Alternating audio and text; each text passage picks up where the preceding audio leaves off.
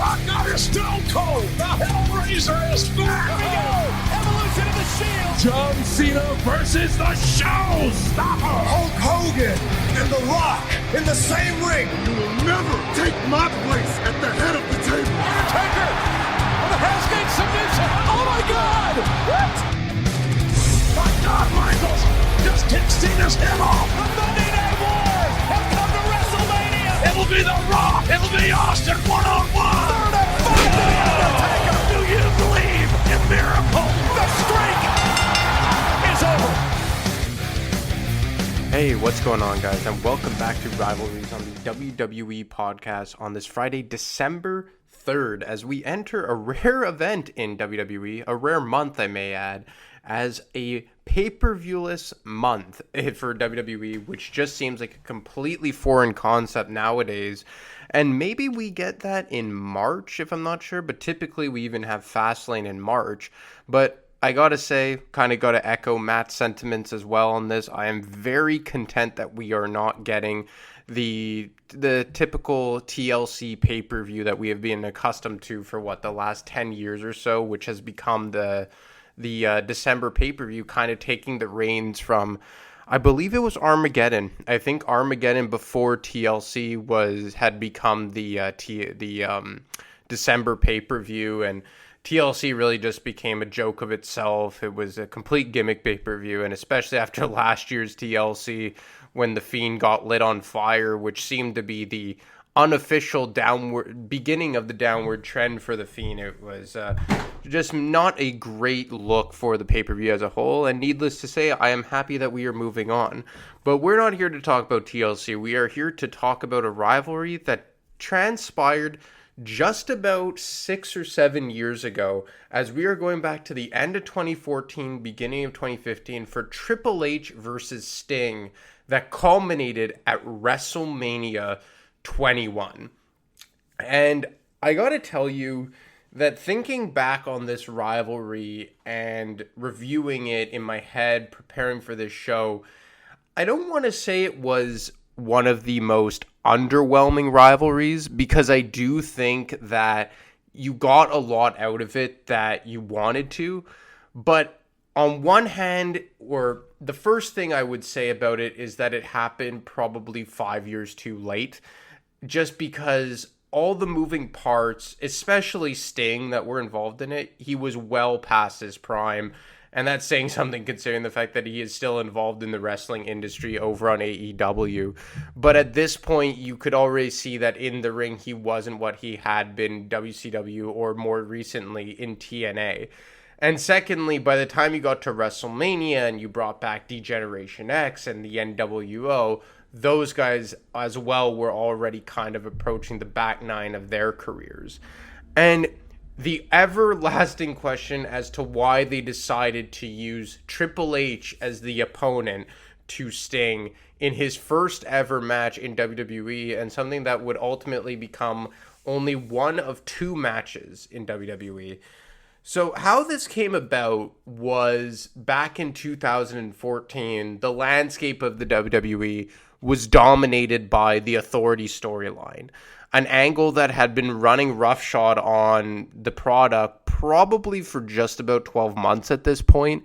It had started at the end of the summer of 2013, where Triple H pedigreed Daniel Bryan, allowed Randy Orton for the cash-in, and then something that ultimately built to Daniel Bryan winning the WWE World Heavyweight Championship at WrestleMania 30, one of the most historic championship victories in the history of that pay-per-view and probably in the company as a whole.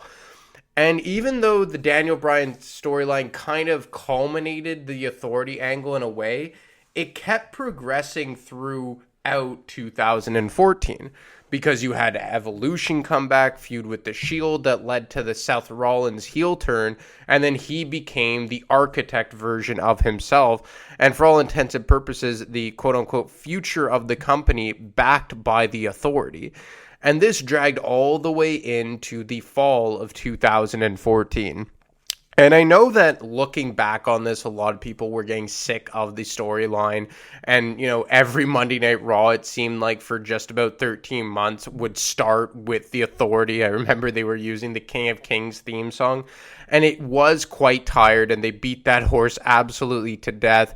But I have to say, whenever you would open Monday Night Raw or a SmackDown with Triple H or Stephanie McMahon, a combination of both, throw in a Vince McMahon in there from time to time, it did really give the product some legitimacy. And in particular, having Triple H on the product each and every week, sometimes multiple times a week if he made his way over to SmackDown, was something that, in my mind, I think we kind of took for granted. Because, like it or not, Triple H is one of the greatest wrestlers in the history of the company.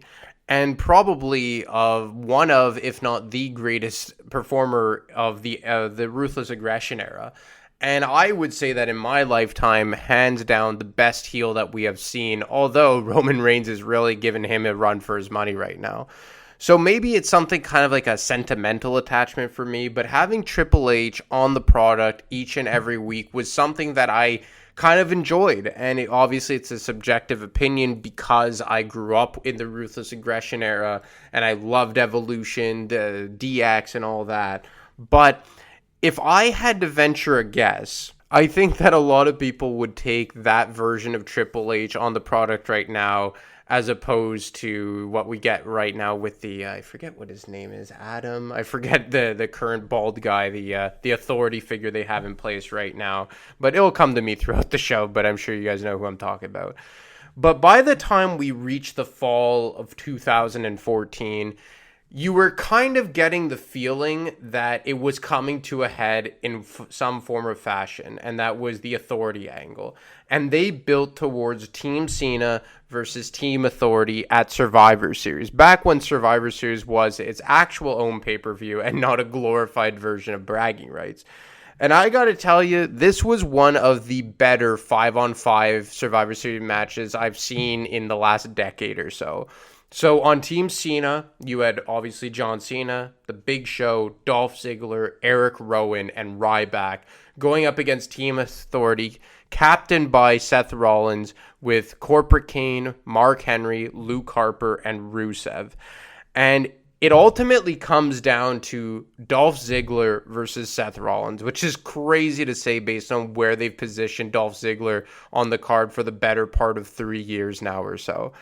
And they just put on a hell of a match. And this was just a great booking, great performances by the in-ring guys. It was just a fantastic contest top to bottom. But eventually, when it comes down to Rollins versus Ziggler, Triple H gets involved to try and sway the tide in his favor. Because you got to remember, if Team Cena won, it would be the end of the Authority's power on Monday Night Raw. But just as Triple H was trying to get the one-up, he got an unexpected interruption.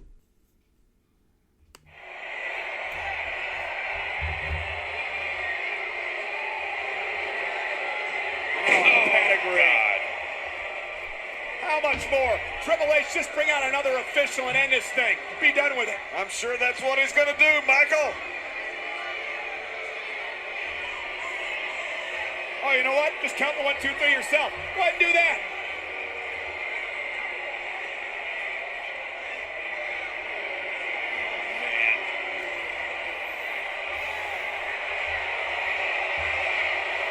Look who it is. Yeah. Scott Armstrong, of course. He's got a Triple H's pockets in there.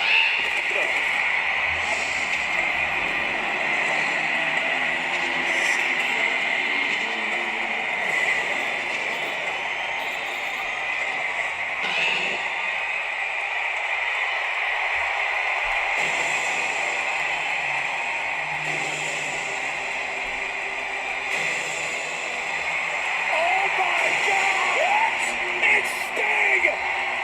What's Stinger's hand?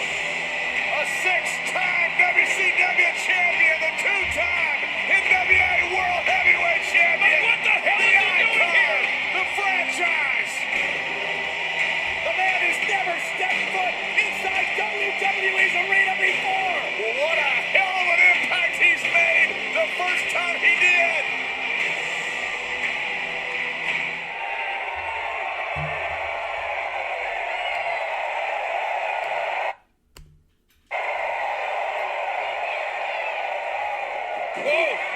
And Sting! Triple H with the first shot, but he missed.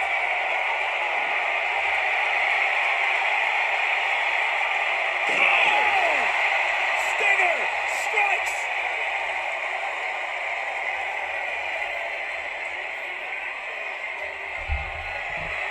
Oh my God!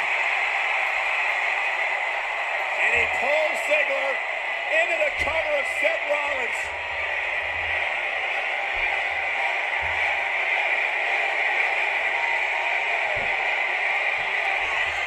Hey guys, here's the cover. No! Team Cena wins. Your winner, Dolph Ziggler and Team Cena. So Sting debuts and hits Triple H with, I guess it's like a reverse DDT kind of. I don't remember exactly what Sting called it, and eventually gives the victory to Team Cena and pulls Dolph Ziggler over Seth Rollins. And one of the funny things I always felt about that segment is like you have these two guys of yesteryear with Triple H and Sting, and the entire time like Seth Rollins and Dolph Ziggler are just on the floor of the ring, just out of commission. But this really started a fast track and long-term booking, a foreign concept in WWE, most of the time at least, to having Triple H meet Sting at WrestleMania 31. And over the course of the next few months, there were a lot of moving parts, of course, and you had the return of Randy Orton, who kind of pretended like he was coming back to the Authority and ultimately defected and went against Team Authority.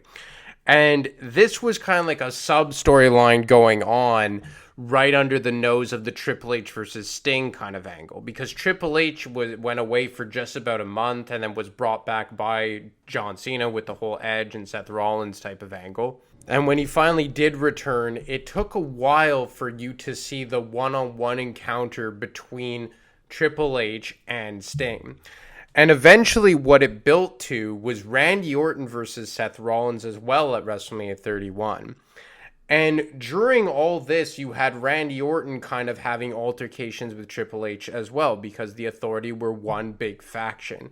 And it all came to a head on a Monday Night Raw not long before WrestleMania, when the Authority thought they had Randy Orton cornered all on his own, or at least so they thought.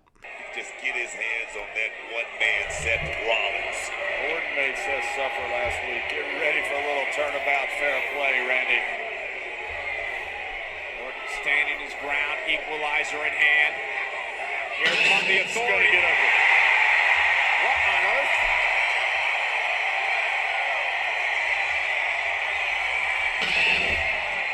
Oh, Sting! It's Sting! Sting and Orton! Side by side! Unloading! Orton and Sting unloading of the Authority! The Vigilante's here! The Vigilante's here!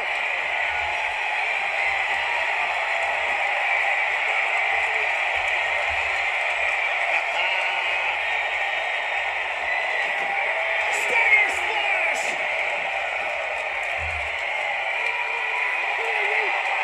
And now looking face to face into the eyes of the man he faces at WrestleMania. I got goosebumps, guys.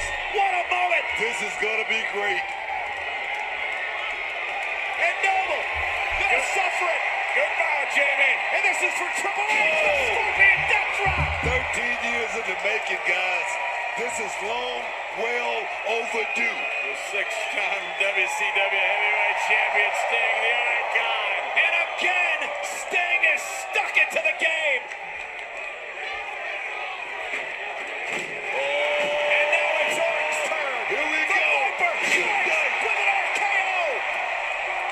What an incredible moment. Orton and Sting side by side. Can you believe it? Can you believe it?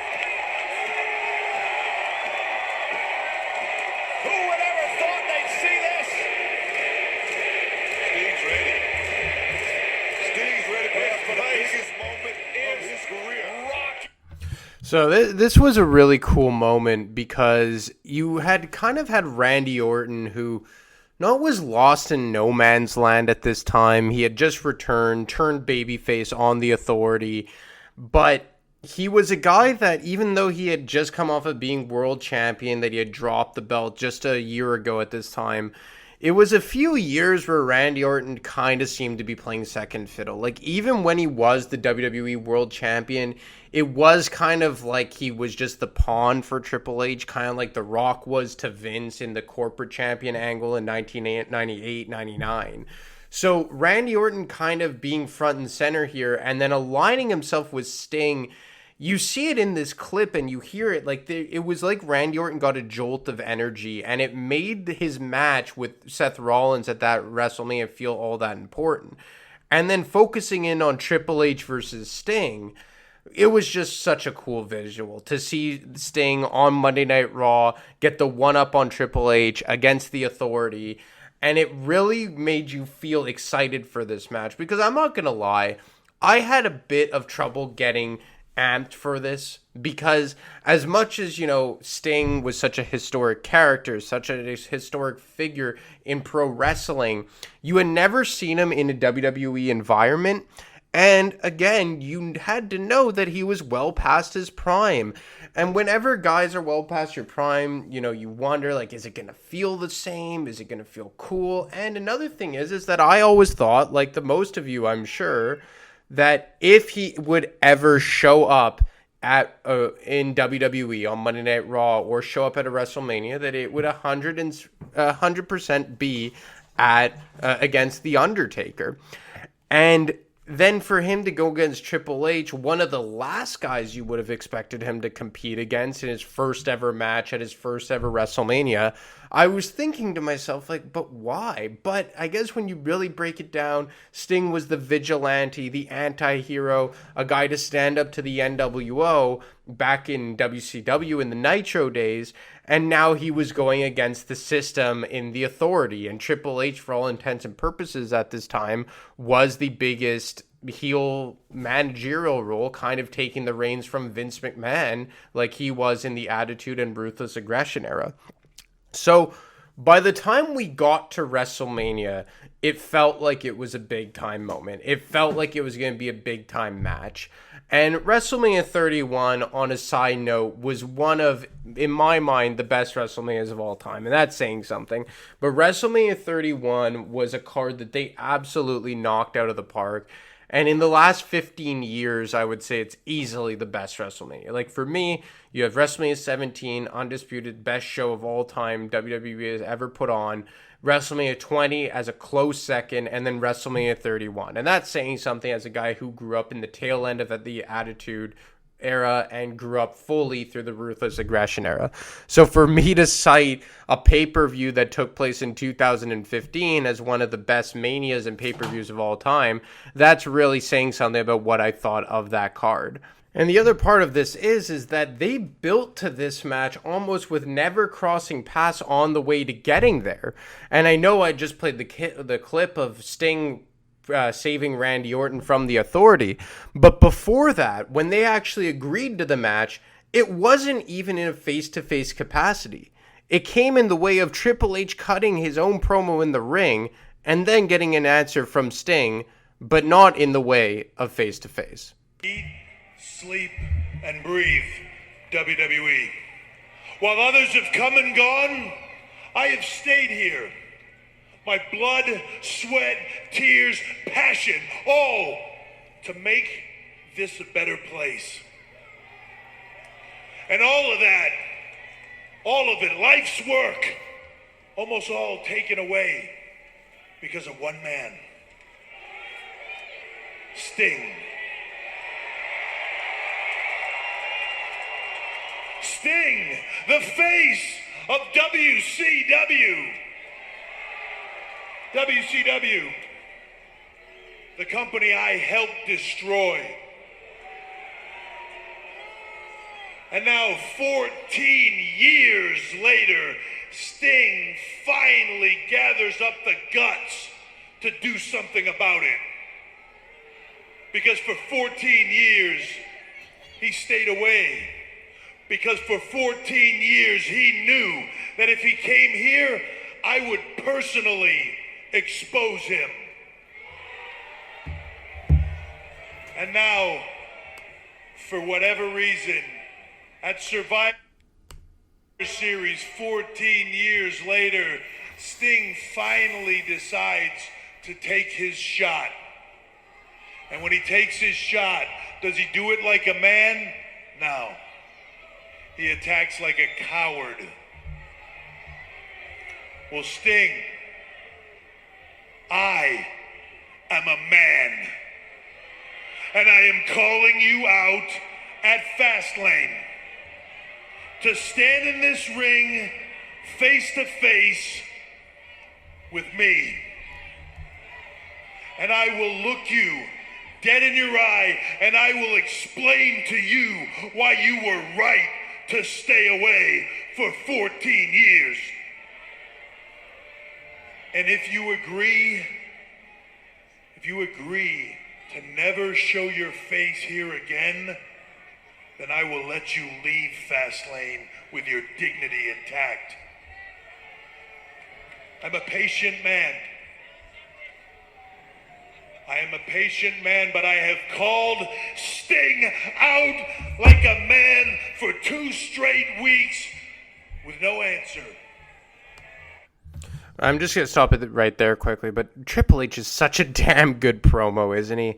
And there's a lot of good little Easter eggs that he was dropping before WrestleMania. And one of the reasons why I played this, you know, in non-chronological order in reference to Sting showing up and saving Randy Orton, because a lot of what Triple H said there is kind of like what transpired in the ring, right? You know, he's saying that he helped destroy WCW and Sting wouldn't show his face in WWE after that because he knew that Triple H would destroy him single-handedly. You know, that is kind of the storytelling that translated into the ring. And, you know, it became much more about WWF versus WCW than it did about Triple H versus Sting.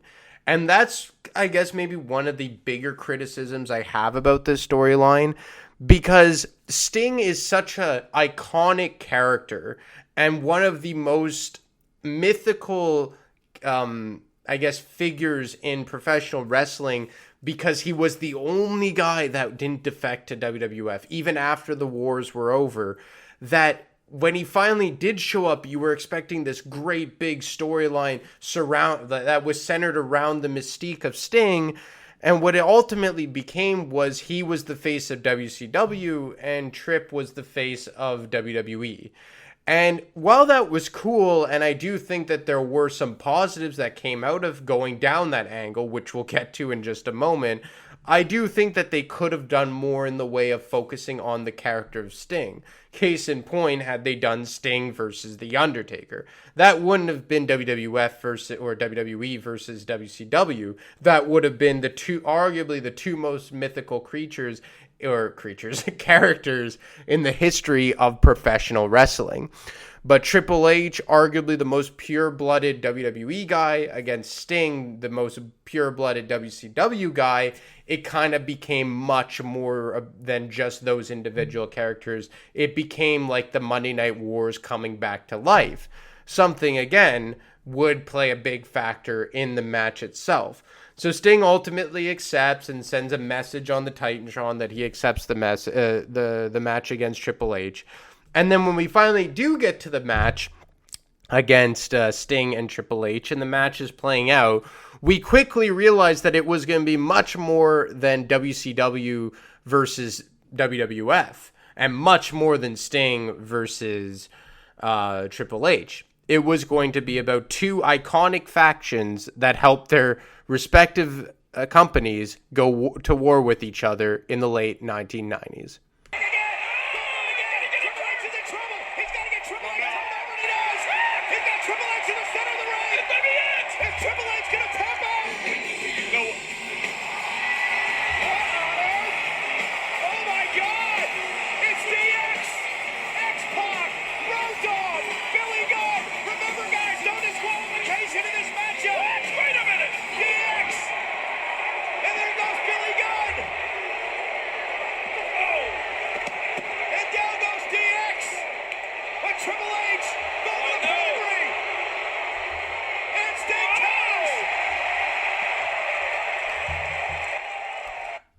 So you get Triple H have DX run to the ring, and no Shawn Michaels at this point, just the Outlaws and X-Pac to try and, sway the odds in favor of Triple H. And right off the bat, you start thinking, okay, something's coming here, but, how long are we going to take to get there? So you have D-Generation X in the ring, one of the driving forces and key elements that helped the WWF defeat WCW in the later years of the 1990s and early on in 2000. But at that point, WWF was kind of running away with the in that battle between the two companies. So you have DX at ringside, and then after not too long, we get another group come out to even the odds on the side of WCW and Sting. Now the end of Sting. It's hammering time. Sting and his company trying to put us all out of jobs. He's about to get what he deserves. The hell, God, no! It can't be! Wait a minute. The New World Order! Nash! Hogan and Hall!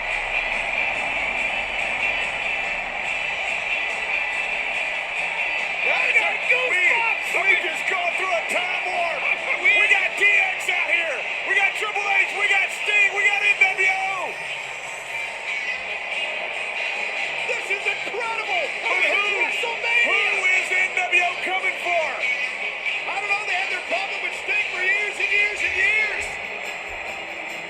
You're right, JBL. I feel like we're in a time machine.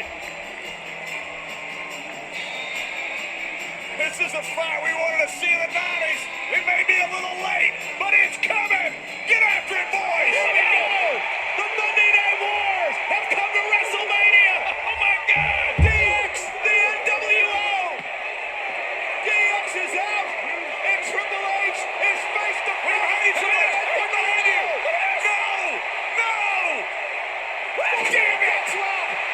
Stay. No. Hook of the leg. Triple H kicked out. He kicked out. Triple H kicked out.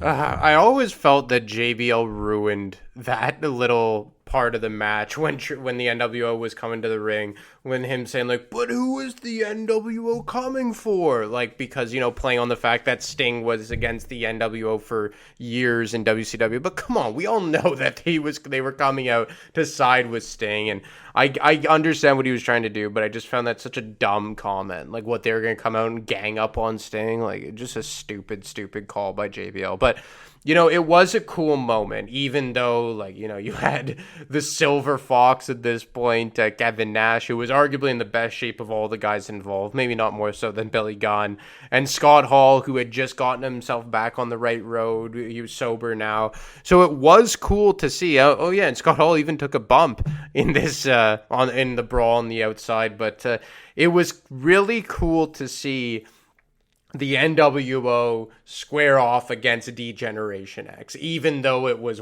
15 years too late, if not longer. But nevertheless, it was a cool visual to see all these guys square off. And it was kind of WCW versus WWF. That's what this match kind of became in a lot of ways. It wasn't Sting versus Triple H. It wasn't even really DX versus NWO. It really became about WWF versus WCW. And if you guys remember, in early 2015, this was right around the time where WWE was releasing all of the Monday Night War series. Brilliant series, and up until the release of the Ruthless Aggression series, it was probably my favorite original documentary that WWE had produced on its network. So, I mean, they were really almost kind of advertising the network in a lot of ways, because that was arguably the biggest show that they had produced to that point. And the network was, only a year old at this point, I want to say, in early 2015. So it was a way that on the grandest stage of them all, in a big marquee match of Sting versus Triple H, for WWE to kind of indirectly advertise one of their biggest documentaries that they were producing at that point.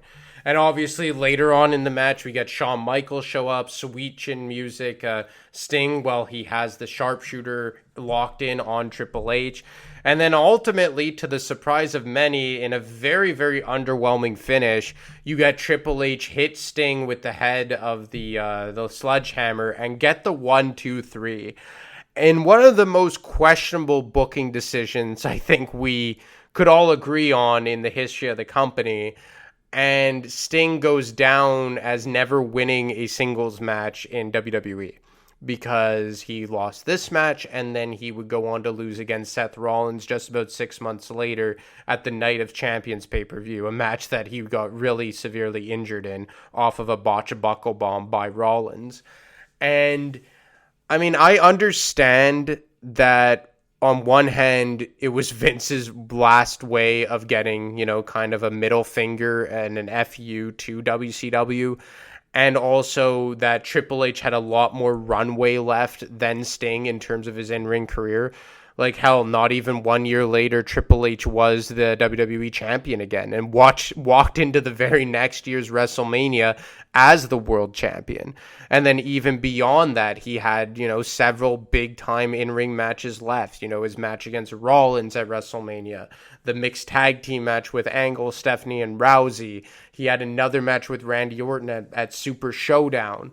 Like, Triple H had a lot more runway left in the way of his in-ring career, so having him defeat Sting made sense on that angle. But at the end of the day, could you not just have Sting win? For the love of God, everyone wanted to see it. The guy deserved it. He's one of, if not the biggest star to ever come out of WCW.